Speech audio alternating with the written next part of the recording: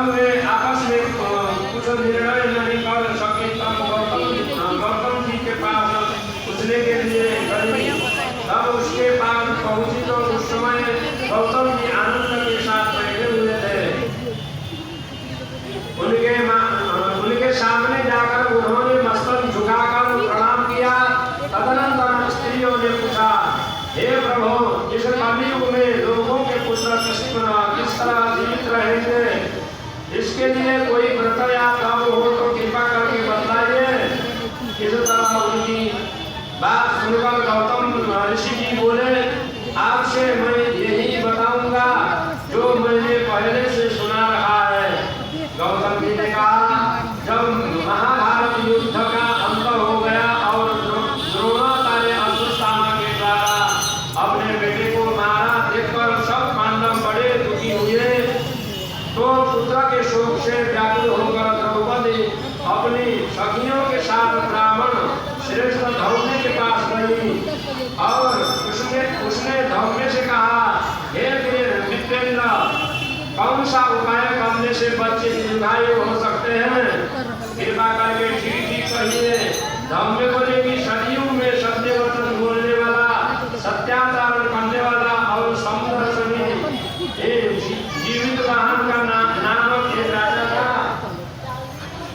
एक बार वह अपनी स्त्री के साथ अपने ससुराल गया और वहीं रहने लगा। एक दिन आधी रात के समय पुत्र के शोक से व्याकुल कोई स्त्री रोने लगी, क्योंकि वह अपने बेटे के दर्शन से निराश हो चुकी थी। उसका पुत्र मर चुका था। वह रोती हुई कहती थी, हाय मुझ माता के समान सामने मेरा बेटा मर गया है।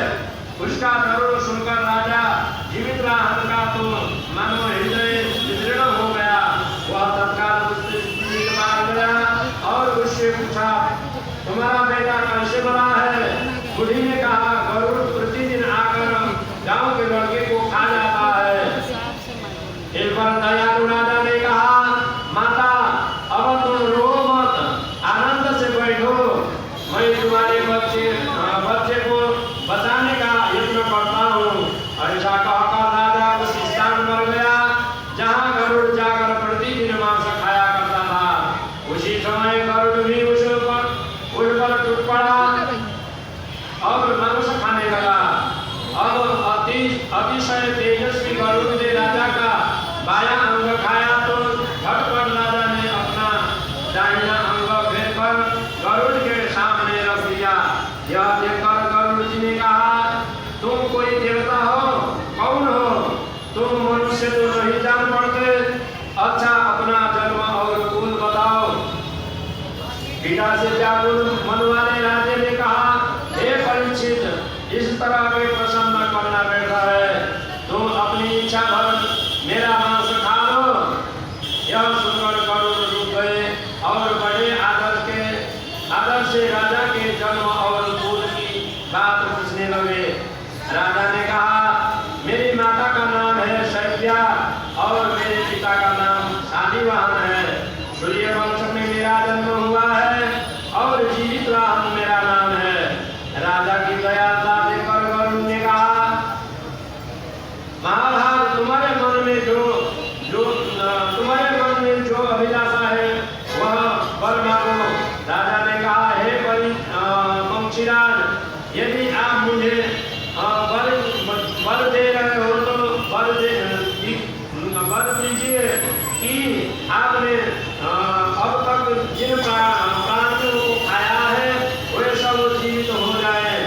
हे स्वामी, आपसे आप यहाँ मानवों को न खाए और कोई उपाय करे कि जहाँ जो उत्पन्न हो वे लोग बहुत दिन तक जीवित रहे। धौम्य ने कहा, पंक्षीराज गरुड़ राजा को वरदान देकर स्वयं अमृत के लिए नागलोक चले गए।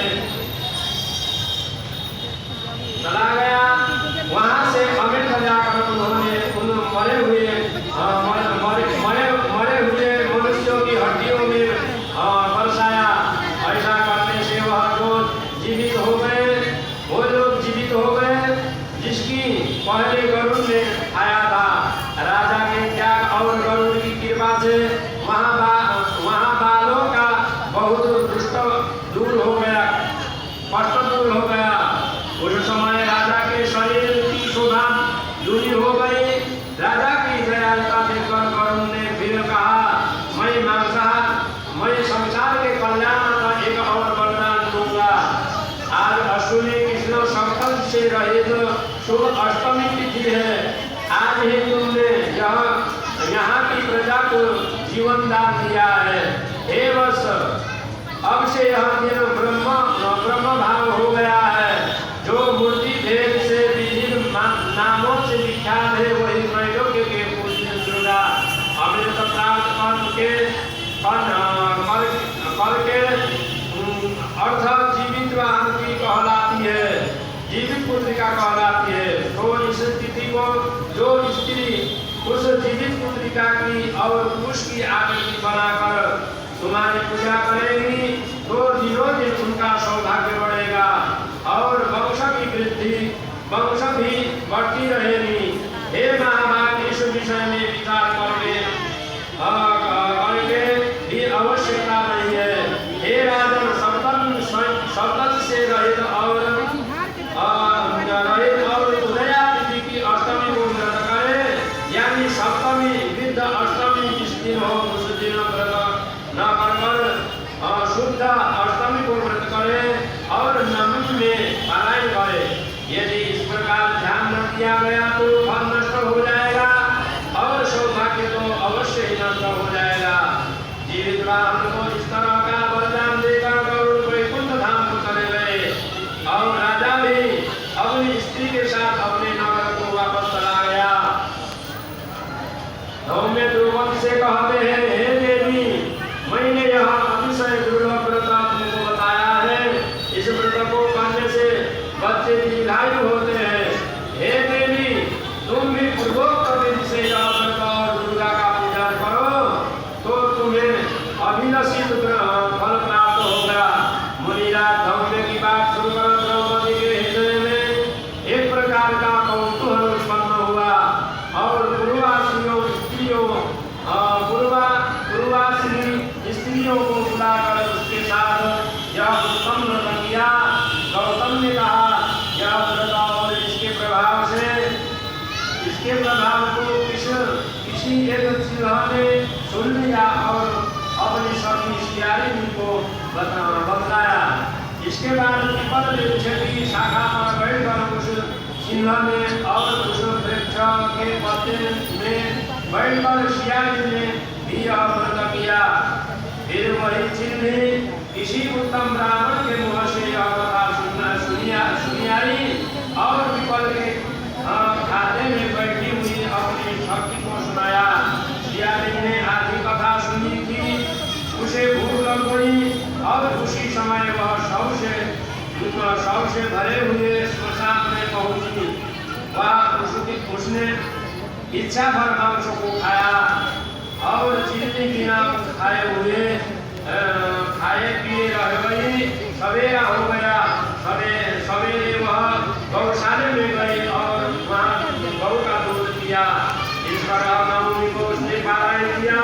कुछ दिन बाद वे दोनों मर गई और अयोध्या में किसी धनी व्यापारी के घर में जन्मी। संयोग से उस दोनों का जन्म एक ही घर में हुआ, जिसमें सियारी ज्येष्ठ हुई और छोटी हुई। वे दोनों सभी शुभ लक्षणों से युक्त थी, इसलिए बड़ी लड़की काशी